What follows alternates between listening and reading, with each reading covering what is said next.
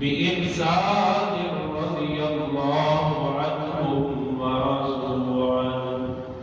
قال النبي صلى الله عليه وسلم: لكل نبي رفيق ورفيقي في الجنة عثمان. قال النبي صلى الله عليه وسلم: ما ضر عثمان بما عمل بعد هذا اليوم. قال النبي صلى الله عليه وسلم: أصحابي كالنجوم فبأيهم اقتديتم اهتديتم. صدق الله مولانا العظيم وصدق رسوله النبي الكريم، ونحن على ذلك لمن الشاهدين والشاكرين والحمد لله رب العالمين.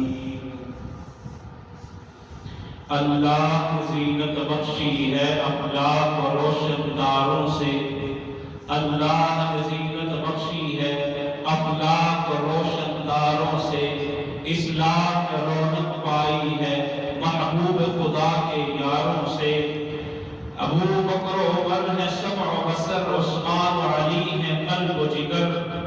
آقا کے ہے منظور نظر، ہو کیوں نہ محبت چاروں سے. ہوتے ہو خفا تو پوچھو تو ذرا وہ یاروں سے. تعریف صحابہ ثابت ہے قرآن کے 30 پاروں سے. تیرے باقی تیرے شاطب بشر اچھے نہیں لگتے. تیرے باقی تیرے شاطب بشر اچھے نہیں لگتے. تیرا سایہ نہ ہو جن سروں پر وہ سر اچھے نہیں لگتے. تیرے اصحاب سے تجھ کو محبت کیوں نہ ہو آقا، کسے اونچے گھنے ٹھنڈے شجر اچھے نہیں لگتے. کریں آؤ ہم چاند تاروں کی باتیں، کریں آؤ ہم چاند تاروں کی باتیں، محمد کی اور ان کے یاروں کی باتیں. ابو بکر صدیق و فاروق اعظم، علی اور عثمان چاروں کی باتیں. بلال و معاویہ، خبیب اور سلمان، نبی جی کے ان جانثاروں کی باتیں. انتہائی واجب الاحترام مقابلے سے اکرام بزرگوں، دوستوں، بھائیوں، قرآن مجید پر فرقان حمید کی چند آیات آپ کے سامنے پڑھی ہیں. ذخیرہ احادیث میں سے چند احادیث مبارکہ پڑھی ہیں. دعا فرمائیں اللہ کا الحاکمین قرآن و حدیث کی روشنی میں اللہ تعالیٰ مجھے شرح صدر کے ساتھ حق اور سچ بیان کرنے کی توفیق نصیب فرمائے. اور اللہ رب العالمین سے دعا ہے اللہ تعالیٰ مجھے آپ کو اس پر عمل کی توفیق نصیب فرمائے. آپ حضرات بارہا تفصیل سے اصحاب محمد کا ذکر سن چکے ہیں، لیکن آج اس کی ضرورت کیوں پیش آئی ہے؟ آج اس عنوان کو اچانک کیوں شروع کیا؟ ہمارا المیہ یہ ہے، ہمارے ملک کے اندر یہ زمین بڑی اس حساب سے زرخیز ہے، کوئی اپنے نبوت پہ ڈاکہ ڈالنے کے لیے اٹھتا ہے تو اسی سے زمین سے نکل آتا ہے، اور کوئی اصحاب محمد پہ ان کی عزت پہ ڈاکہ ڈالتا ہے. انہیں کوئی لگام دینے والا نہیں ہے. اصحاب محمد وہ علل اعلان جنتی شخصیات ہیں. اللہ نے جن کو جنتی قرار دے دیا ہے. اصحاب رسول صلی اللہ علیہ وسلم کو اللہ رب العالمین نے پیارے حبیب صلی اللہ علیہ وسلم کی زبان فیض ترجمان سے اعلان کروا دیا. بعض کا تو نام لے لے کر میرے پیغمبر نے اعلان کیا، ابو بکر فی الجنہ، عمر فی الجنہ، عثمان فی الجنہ، علی فی الجنہ، عبید فی الجنہ، عبد الرحمن فی الجنہ. اس طرح عشرہ مبشرہ کو اللہ کے رسول نے جنت کی بشارت عطا کی ہے، لیکن میں قربان جاؤں اصحاب رسول میں سے ایک وہ چمکتا ہوا ستارہ ہے جسے عثمان غنی ذی النورین رضی اللہ تعالی عنہ کہا جاتا ہے۔ وہ خوش نصیب انسان ہے جس کی خوش قسمتی پر، جس کے نصیبے پر جتنا فخر کیا جائے اتنا ہی کم ہے۔ وہ ایسا عظیم انسان ہے، اللہ رب العالمین نے اسے اتنی عظمتیں عطا کی ہیں۔ کسی کو ایک مرتبہ جنت کی بشارت ملی، کسی کو 2 مرتبہ جنت کی بشارت ملی، کسی کو 3 مرتبہ جنت کی بشارت ملی، کسی کو 4 مرتبہ جنت کی بشارت ملی۔ لیکن میں قربان جاؤں عثمان تیری عظمت پر، عثمان غنی کو 1 2 3 4 5 مرتبہ نہیں بلکہ اللہ کے رسول کی زبان سے 21 مرتبہ جنتی ہونے کی بشارت ملی ہے۔ اللہ اکبر، یہ تو معمولی سعادت نہیں ہے۔ آج کوئی وزیر کہہ دے یہ بندہ میرا ہے، ہم اس پر فخر کرتے ہیں۔ وزیر اعظم کہتا ہے یہ آدمی میرا ہے، وہ اس پر فخر کرتا ہے۔ لیکن عثمان غنی اس پر فخر کیوں نہ کریں گے؟ 11 مرتبہ اللہ کا رسول کہتا ہے عثمان تو جنتی ہے، عثمان تو جنتی ہے۔ عثمان غنی وہ عظیم انسان ہے جس کو اللہ رب العالمین نے اس کائنات کے اندر، اس روئے زمین پر وہ سعادتیں میسر آئی ہیں جو کسی اور کے نصیبے میں نہیں آئی ہیں، کسی اور کے حصے میں نہیں آئی ہیں۔ کائنات کے اندر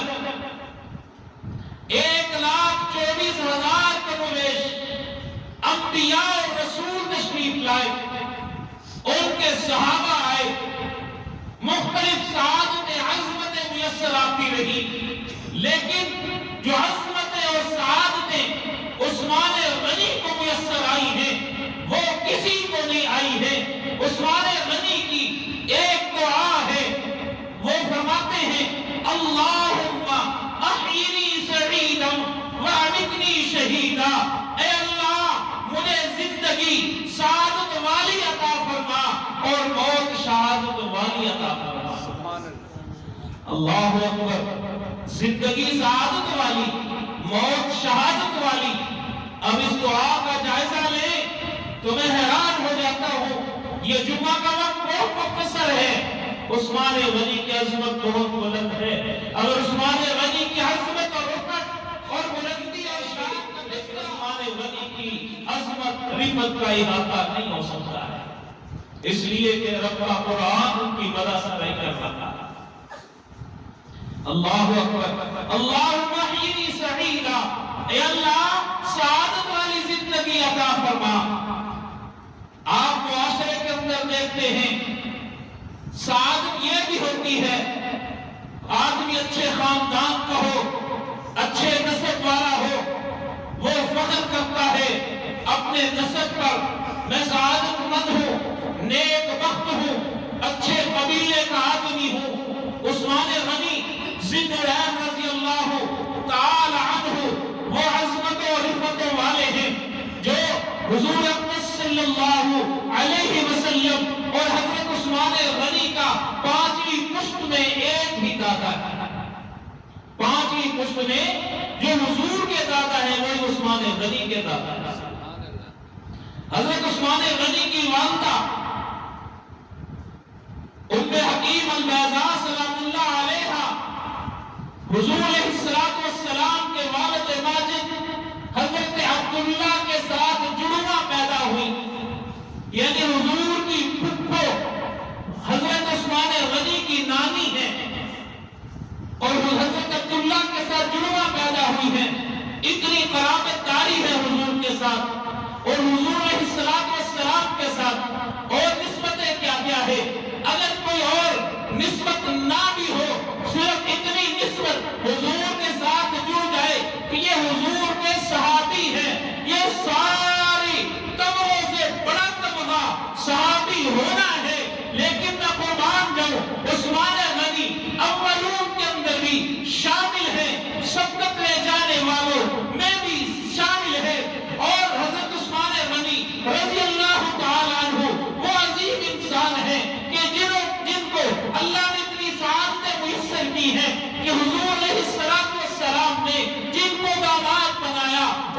سے حضرت عثمان غنی ایک تو داماد ہیں حضور کے، جو حضور کے بڑے داماد ہیں، حضور نے اپنی بیٹی حضرت رقیہ کا نکاح حضرت عثمان غنی سے کیا، اور پھر اللہ رب العالمین کی مرضی سے جب قضاء الہی سے ان کا انتقال ہو گیا، دوسری مرتبہ حضور علیہ السلام نے حضرت عثمان غنی کو دیکھا، حضرت عثمان غنی پریشان ہے، حضور نے پوچھا میرے عثمان کیوں پریشان ہو، کیا معاملہ ہے؟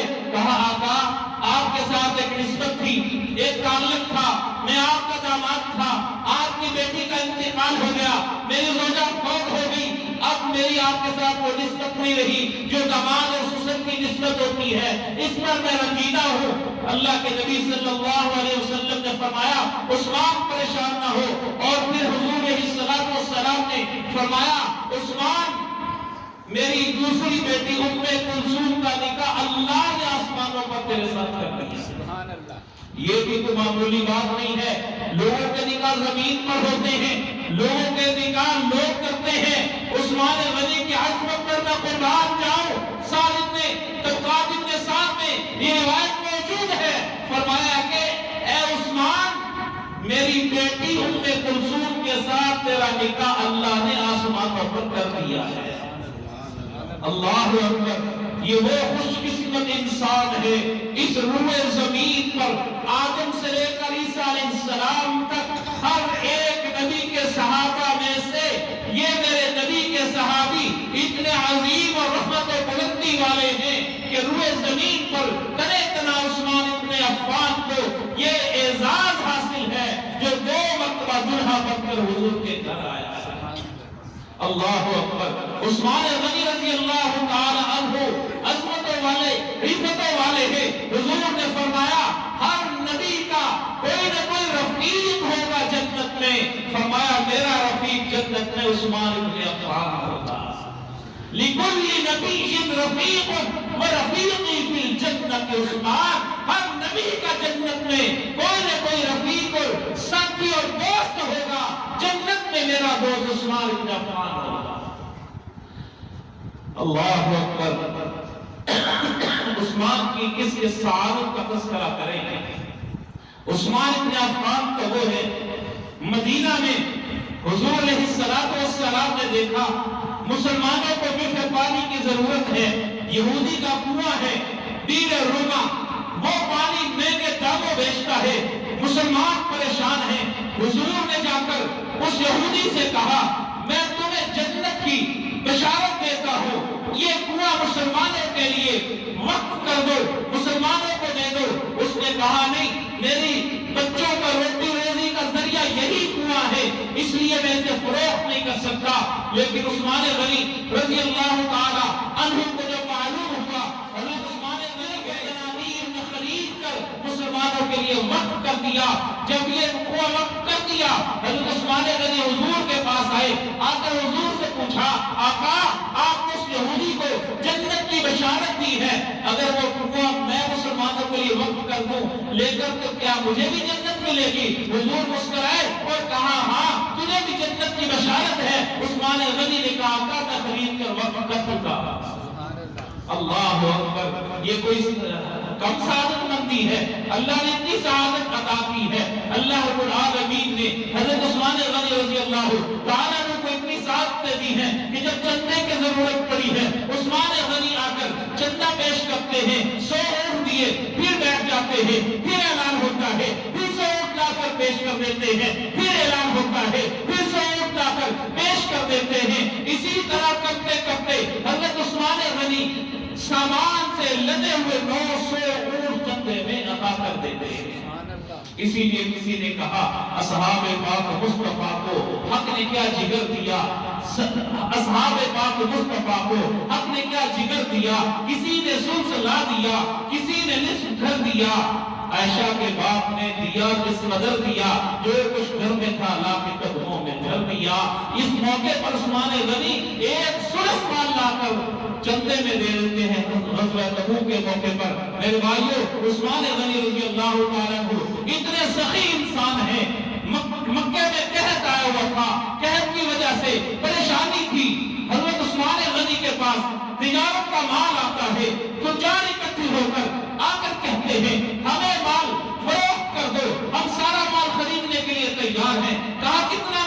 گے، کہنے لگے اتنے گنا دیں گے، اتنے گنا دیں گے، بڑھاتے بڑھاتے کافی حد تک بڑھایا۔ عثمان غنی کہنے لگے اور بڑھاؤ اور بڑھاؤ۔ کہا کہ کیا 10 گنا دے سکتے ہو؟ کہنے لگے ہم سارے مکہ کے بڑے بڑے تاجر جمع ہیں، اس سے زیادہ تمہیں کوئی نہیں دے گا۔ عثمان غنی رضی اللہ تعالیٰ عنہ نے فرمایا کہ یہ سارا مال مکہ اور مدینہ کے غرباء کے لیے میں نے صدقہ کر دیا ہے اور تم سے زیادہ نفع میں نے کما لیا ہے۔ عثمان غنی اتنی عظمتوں والے ہیں، رفتوں والے ہیں، بلندیوں والے ہیں، لیکن اگر کوئی چوڑا چمار آج اٹھ کر ان کے اوپر تبرہ بازی کرے، ان کے اوپر طعن و تشنیع کرے، تو پھر ان کے اس سوچ پر لعنت بھیجنی چاہیے اور ان کو لگام ڈالنے کے لیے میں وقت کے حکمرانوں سے اپیل کروں گا کہ کیا اصحاب مصطفیٰ کی عزت اتنی سستی رہ گئی ہے؟ شجر کے خلاف کوئی نہیں بول سکتا، وزیر اعظم کے خلاف کوئی نہیں بول سکتا، لیکن صحابہ کے خلاف یہ کیوں بھونکتے ہیں؟ یاسین قادری ہو یا پھر وہ اویس ربانی ہو جو سوشل میڈیا پہ بیٹھ کر صحابہ کے بارے میں اتنا صاف کرتے ہیں، ان کو لگام ڈالو اور ان کو کیسے کردار تک پہنچاؤ۔ صرف پرچہ دے دینا کافی نہیں ہے، ان کو قرار واقعی سزا دی جائے۔ کیا آپ اس قرارداد میں میرے ساتھ ہیں؟ ان کو سزا ہونی چاہیے، ان کتوں کو لگام ڈالی جانی چاہیے اور ان کو سزا دی جانی چاہیے۔ اور وہ زمین پر اگر کوئی صحابہ کی توہین کرتا ہے، تنقید کرتا ہے، ان سے بدترین اور غلیظ ترین کافر دنیا میں کوئی نہیں ہے۔ فلا فی اللہ کی تہ میں بقا کا راز مضمر ہے، جسے مرنا نہیں آتا اسے جینا نہیں آتا۔ وما علینا الا البلاغ۔